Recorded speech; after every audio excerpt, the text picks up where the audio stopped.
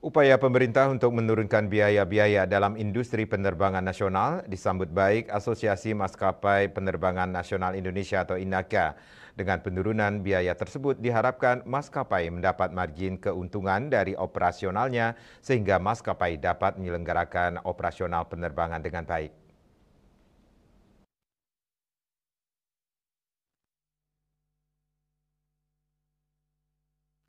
Ketua Umum INAKA Denon Prawira Atmaja dalam keterangan di Jakarta dikutip dari kantor berita Antara, Rabu 17 Juli menilai dengan adanya upaya tersebut, maka INAKA dapat membantu pemerintah dalam mengembangkan konektivitas penerbangan nasional. INAKA juga menyambut baik dibentuknya Satgas Supervisi Harga Tiket Angkutan Penerbangan Nasional. Namun agar komite ini berjalan efektif, yang harus menjadi perhatian adalah siapa saja anggotanya, apa kewenangannya, apa program kerjanya, dan bagaimana menjalankannya. Denon menyampaikan permasalahan yang melingkupi penerbangan nasional itu sangat kompleks dan melibatkan berbagai kementerian dan lembaga.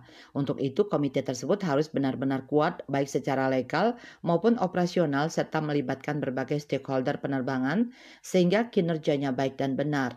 Menurut dia, saat ini biaya penerbangan sangat tinggi melebihi tarif tiket yang telah ditetapkan oleh pemerintah sejak 2019. Akibatnya maskapai rugi dan mengoperasikan penerbangan untuk sekedar dapat hidup dan tidak dapat mengembangkan usahanya. Ia mengungkapkan biaya tinggi dari operasional penerbangan misalnya adalah harga aftur yang lebih tinggi dibandingkan negara tetangga, adanya antrian pesawat di darat untuk terbang dan di udara untuk mendarat yang berpotensi boros bahan bakar, biaya ke bandar udaraan dan layanan navigasi penerbangan dan lain-lain. Sedangkan biaya tinggi dari non-operasional penerbangan misalnya adalah adanya berbagai pajak dan biaya masuk yang diterapkan secara berganda. Namun demikian, pemerintah juga harus memperhatikan maskapai yang menerbangi Virgin Route, yaitu rute yang sebelumnya tidak ada penerbangan.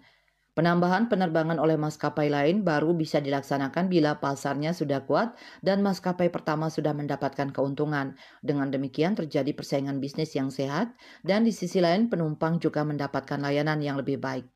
Bali Post melaporkan.